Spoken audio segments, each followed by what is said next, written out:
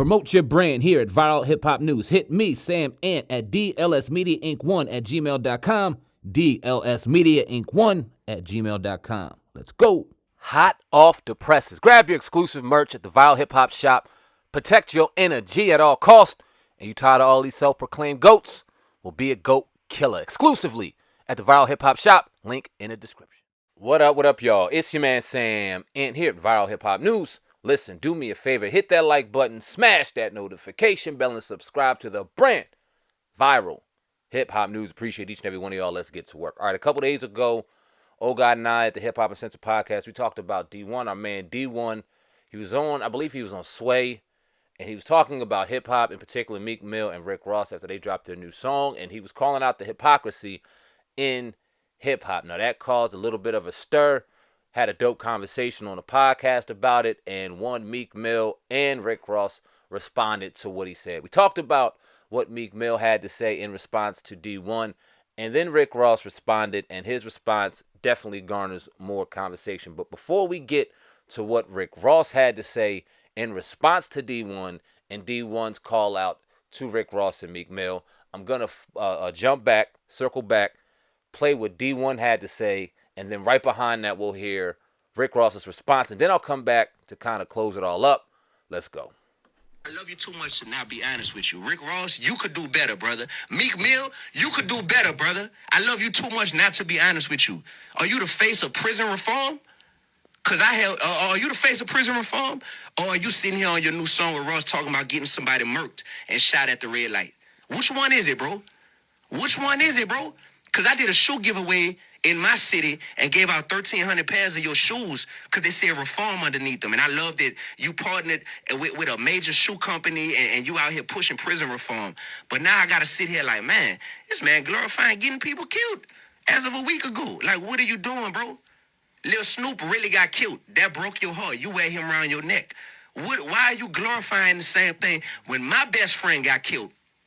When Carl got killed, New Orleans know who I'm talking about. When Carl got killed, and I had to go to his funeral and read the eulogy and be part of the funeral.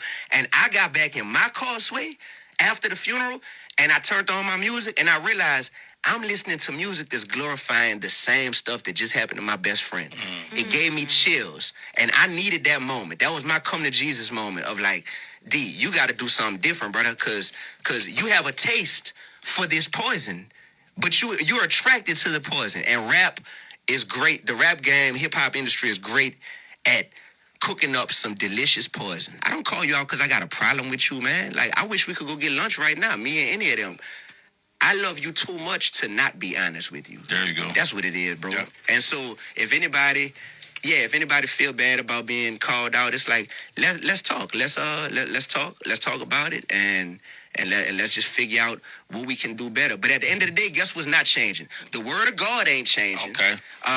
There's death and life in the power of the tongue, Proverbs 18 and 21. That's not changing. And trying with this foolish argument that it's just entertainment. This ain't real. Mm-hmm. How many more people got to die in the hood, man? How many people at the end of the day lives got to get ruined and poisoned, and how many rappers got to get killed for us to be like, come on, man, when it's hip-hop, it's a whole culture, and it's implied that this is autobiographical and this is non-fiction tales that people are telling. How much does that have to happen? So don't hit me with that. People just don't want to confront the reality of this stuff, man. Neil, you could do better. Jim Jones, you could do better. Rick Ross, you could do better. I got to see you do better. Wait. Little man, whoever you is, until you feed the kids where you from for 20 years straight. Don't question Rose. Wait until you buy 10,000 bikes, 10,000 trikes. Give all the young girls who pregnant Pampers for Christmas for 20 years straight. Don't question boss. You heard me, little man? Get that basket off your head so you could think clear, little man. You going viral for speaking on niggas' names, not because of your talent, not because of your gift. Go viral, player, off of your wisdom that you sharing. You speaking on this, yeah, Meek Mill, boy, you know how many niggas died this summer? They released self-destruction. It's niggas dying right now. It's gonna be niggas don't make it to see in the morning.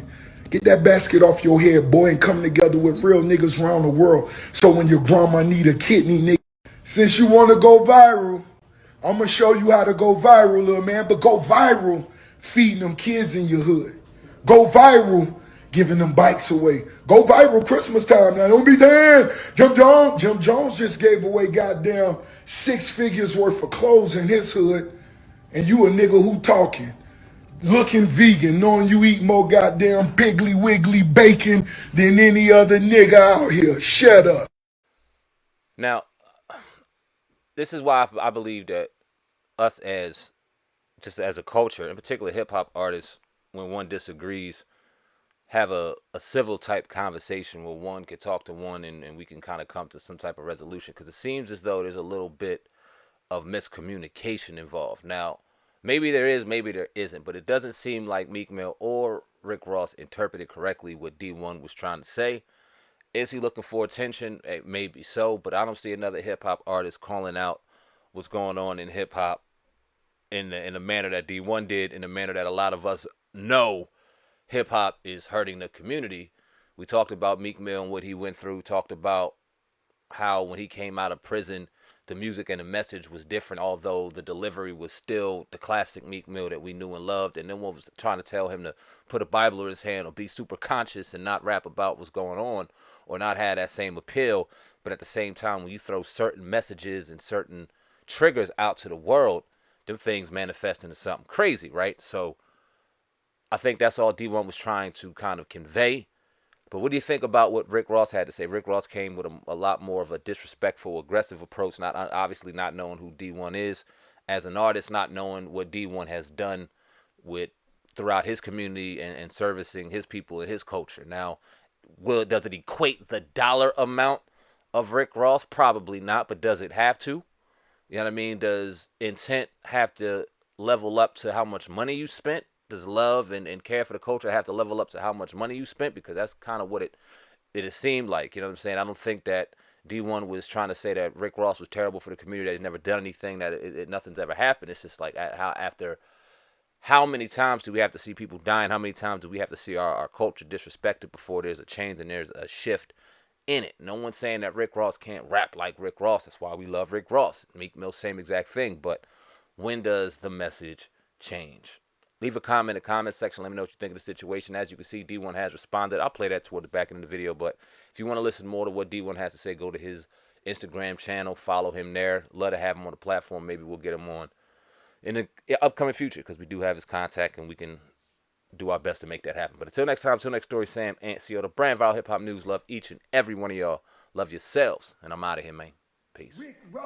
First of all, I love you, brother, and I want you to know that because you sounded a little upset in your video reply to me. But I love you too much to not be honest with you. And right now, you're deflecting. I was talking about your lyrical content, and you talking about turkeys. I'm talking about you as a hip-hop OG still glorifying murder and drug dealing in your music. And you talking about turkeys?